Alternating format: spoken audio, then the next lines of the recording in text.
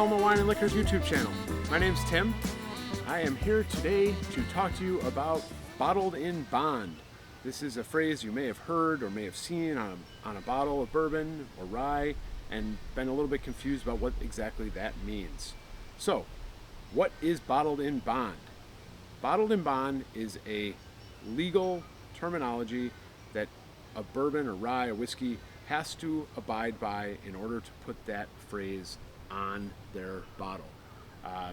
This all kind of stems back to the 1800s when whiskey was being made, different places, different sets of standards. They had enacted rules about what could be called a bourbon or what could be called a rye, but there was still a lot of stuff going on that was a little bit shady in the industry.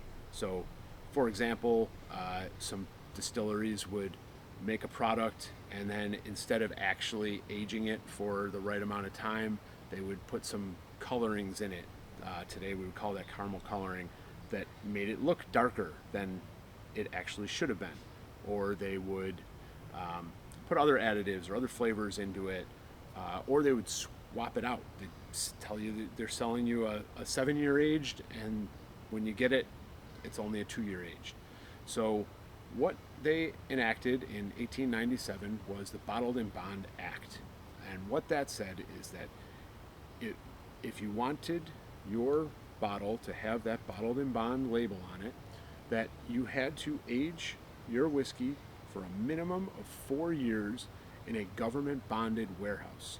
That meant that the government was in control of that warehouse. Somebody was overseeing the warehouse, making sure that barrels weren't being swapped in and out, making sure that whatever barrels went in there were staying in there for that minimum of 4 years. Also, in order to be bottled in bond, it had to be bottled at 100 proof exactly, 50% alcohol.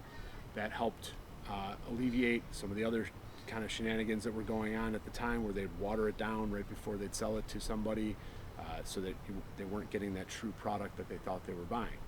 So 4 years, government bonded warehouse, bottled at 100 proof, also has to come from a single distillery in a single season.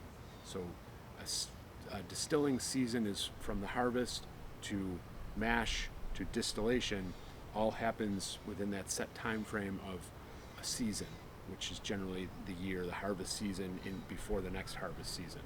So single distillery, single season, 4 years, 100 proof. And then the last requirement is that they have to put specifically on the bottle where it was distilled and where it was bottled. So sometimes, even though it was distilled in one place, it was bottled at a different place. They need to let people know where that is happening. You'll see in some whiskeys when you pick them up, it might just say bottled in New York or distilled in Indiana. If it's not bottled in bond, that's all they have to let you know, is kind of where it was either distilled or where it was bottled. With bottled in bond, they need to let you know both. Difference being, like I was saying, so a little bit different. This New Riff, which is a newer distillery in Kentucky, this particular bottle is not bottled in bond. So it just says straight bourbon whiskey. To be a straight bourbon whiskey, it just needs to be aged for 2 years, and then they can kind of do whatever they want. They can bottle it at 100 proof, they can bottle it at 80 proof.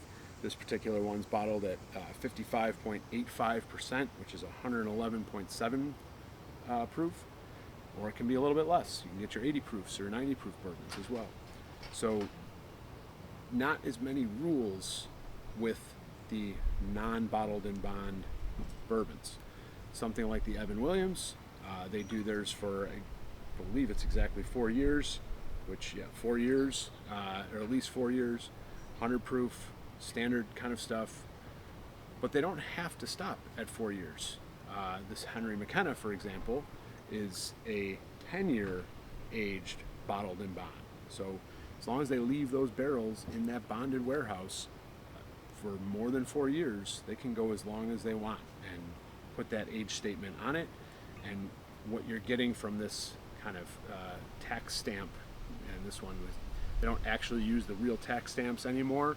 This is kind of a fake one on here, but that was something that went on the bottles that was overseen by the bottled and bond agents to make sure that these products were legitimately what they said they were, as opposed to something like a straight bourbon, which didn't necessarily have that government watching over it the entire time.